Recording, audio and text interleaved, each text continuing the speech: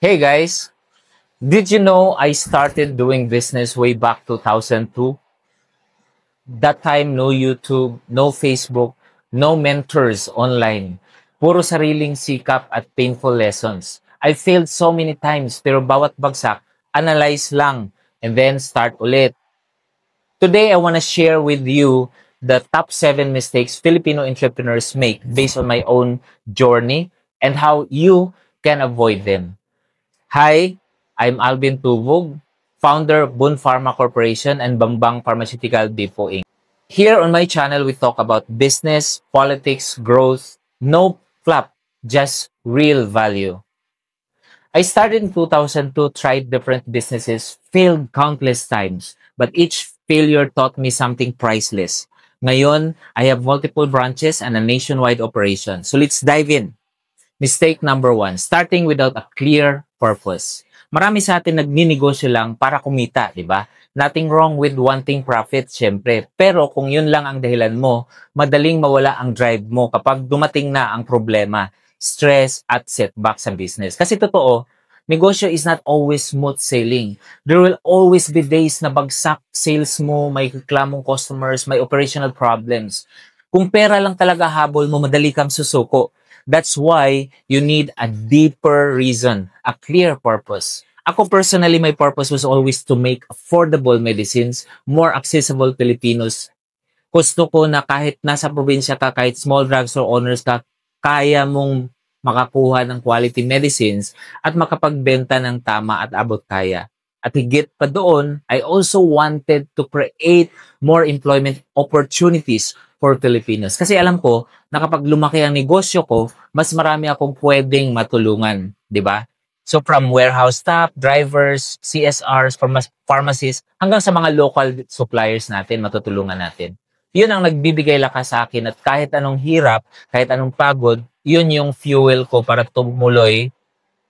So remember, profit sustains you, but purpose strengthens you. Mistake number 2, thinking too small. Maraming entrepreneurs play safe masyado. Ang iniisip lang nila basta makasurvive or okay na kahit maliit basta may kita. Wala silang long-term vision. Kaya naudlot din ang potential ng business nila. Pero alam mo, when I started, sa garahe lang ako nagsimula with less than 300K. Pero kahit ganun, kaliit ang capital ko, I was already imagining na someday magkakaroon ako ng branches sa iba't ibang lugar. I was already dreaming of becoming a national distributor. Kaya importante, dream big, plan big, kahit maliit pa lang ang simula mo. Hindi kasi ibig sabihin na kailangan mo agad mag-invest ng malaki.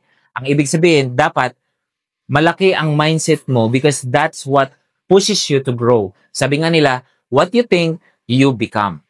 If you think small, you stay small. But if you think big, you start to attract bigger opportunities, bigger partnerships, and bigger growth. So manifesting is key. Kung lagi mong iniisip na hanggang dito ka na lang, yun talaga ang mangyayari. Pero kung everyday, iniisip mo na soon, lalago to, subconsciously lahat ng actions mo ma-align towards that goal. Remember, you can start small, but you should always think big. And mistake number 3, not adapting to trends. Isa sa pinakamalaking mistakes ng maraming entrepreneurs yan. Hindi marunong mag-adapt sa trends. Back then, wala pang social media. Ang marketing, flyers lang, print ads, o word of mouth. Pero nung dumating ang Facebook at online marketing, boom! I didn't ignore it. I grabbed it as an opportunity. I started creating eye-catching graphics, boosted my posts, and explored different online strategies. Result, mas marami akong na-reach na customers kahit nasa malayong lugar sila, maraming entrepreneurs. Takot magbago ang thinking nila okay na ako sa old school methods or hindi ko na kailangan yan, gastos lang yan. Pero, ang nangyayari, naunahan sila ng competitors nila na mas mabilis mag-adapt. Dito mo makikita, business is not just about products. It's also about evolving with the market. Remember, business is a moving game. Kung ayaw mo mag-adjust, mapag-iiwanan ka.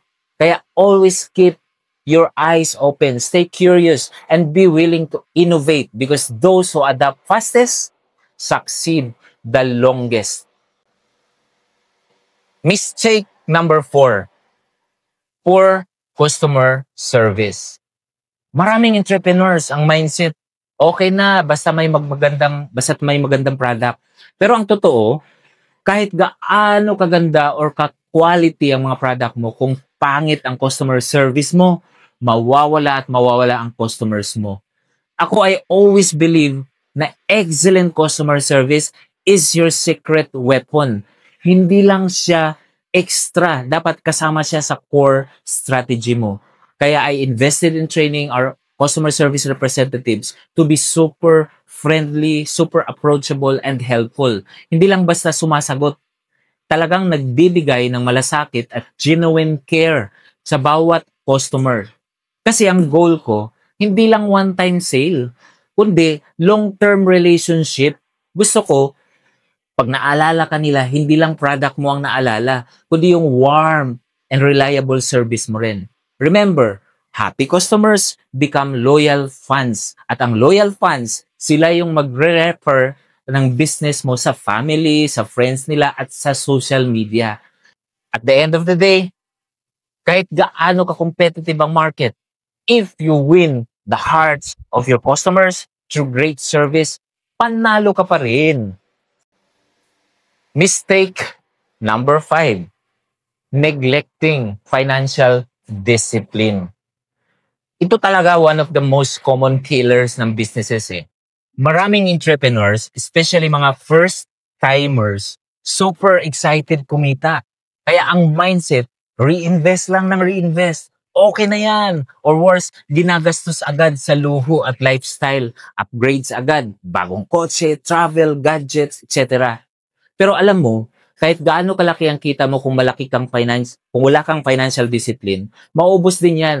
Always separate personal and business finances. Hindi pwedeng halo-halo no, ang personal gastos at business expenses mo. Imagine mo, bigla kang bibili ng personal na gamit yung business account mo. Hindi mo na alam magkano talaga ang natitira sa business, magkano ang kinita at magkano ang nawala. Importante rin na may cash flow tracking ka. Dapat alam mo saan napupunta bawat piso, from supply, salaries, marketing, hanggang sa taxes. Kasi minsan, akala mo profitable ka, pero wala ka na palang pera, lugi ka na pala. Another big mistake, assuming na kung may pera sa bank account, ibig sabihin, pwede nang gastusin. Hindi siya extra cash. Baka yan pala ay para sa future orders or taxes or emergency fund ng business. Ang goal mo dapat, build strong reserves for yourself, a fixed salary, and always plan for rainy days. Mahirap man sa simula, pero ito ang magpo-protect sa business mo. Long term at makakatulong para tuloy-tuloy ang growth mo at hindi ka magpa-panic. Mistake number 6, hiring the wrong people. Ako, sobrang common din ito, pero madalas underestimated. Alam mo, kahit gaano kaganda ang business plan mo, kahit gaano kasolid ang systems mo, kung mali ang mga tao sa team mo, babagsak pa rin ang negosyo mo. Team is everything. May kasabihin nga tayo na hire slow, fire fast. Pero sa atin, madalas baliktad. Madalas, mabilis tayo mag-hire dahil kailangan agad natin. Tapos, kung kailan malaki na yung damage, saka pa lang natin na-realize na mali pala yung tao sa posisyon.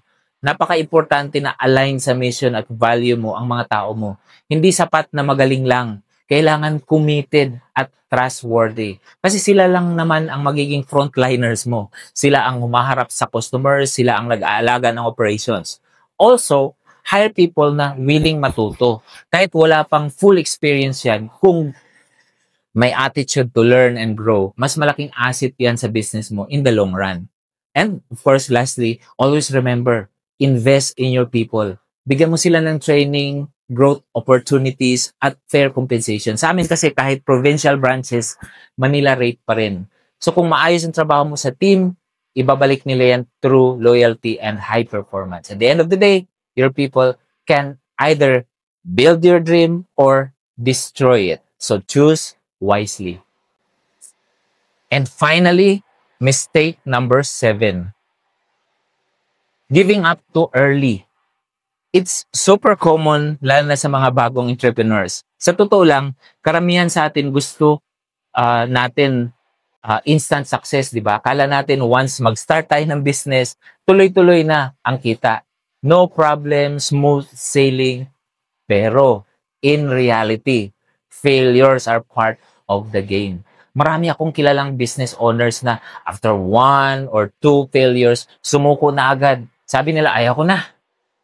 Hindi pala para sa akin to. Or hindi ko na kaya. Balik na lang ako sa dati kong trabaho. Pero alam mo, ako mismo I failed many times. And sa bawat failure ko, hindi ko itinuring na endpoint yun. Instead, ginawa ko siyang lesson. I would always ask myself, ano ba ang mali? Anong pwede kong i-improve? After analyzing, babangon ulit. Ganun talaga ang negosyo eh. It's not about avoiding failures. It's about learning from them and coming back stronger. Success is really about resilience. Yung tibay ng loob at mindset na kahit ilang beses ka matumba, babangon at babangon ka pa rin. Minsan, yung big break mo, nasa next try na eh. Pero hindi mo na malalaman kung susuko ka, di ba? Kaya, ang advice ko, embrace failures as part of your journey. Analyze, adjust, and try again. Surround yourself with mentors and people who encourage you to keep going. And most importantly, always remind yourself why you started. Yung purpose mo ba? At the end of the day, winners are not the ones who never fail, but the ones who never quit. If you fail, or if you failed before, yun lang, normal lang. Ako mismo, I failed so many times, as in countless back then. Walang YouTube, walang Facebook groups, walang mga mentors na freely nagsishare ng experience, hindi katulad ngayon. Wala ka talaga mapagtatanungan before. So I learned everything the hard way through trial and error. So every failure felt like a big blow. But each one also taught me something important. Paano mag-manage ng cash flow, paano mag-handle ng tao, paano mag-adapt sa market. Pero ngayon, you have an advantage. You have access to real stories, practical lessons, and real talk advice like this one. Okay? Dinaanan ko yan lahat dati eh.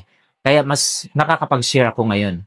Kung matakot, mag-try ulit. Instead of seeing failure as an ending, treat it as a stepping stone. Gamitin mo ang learnings para sa next level mo. Remember, you're not starting from zero. You're starting from experience. You have a community now. Kasama mo ako doon. And maraming entrepreneurs out there na willing mag-share at mag-support.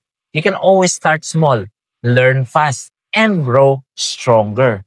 Kaya kung bumagsak ka man before, bangon ulit. This time, you're smarter, stronger, and more equipped. Okay, so anong mistake ang pinaka nakaka-relate ka?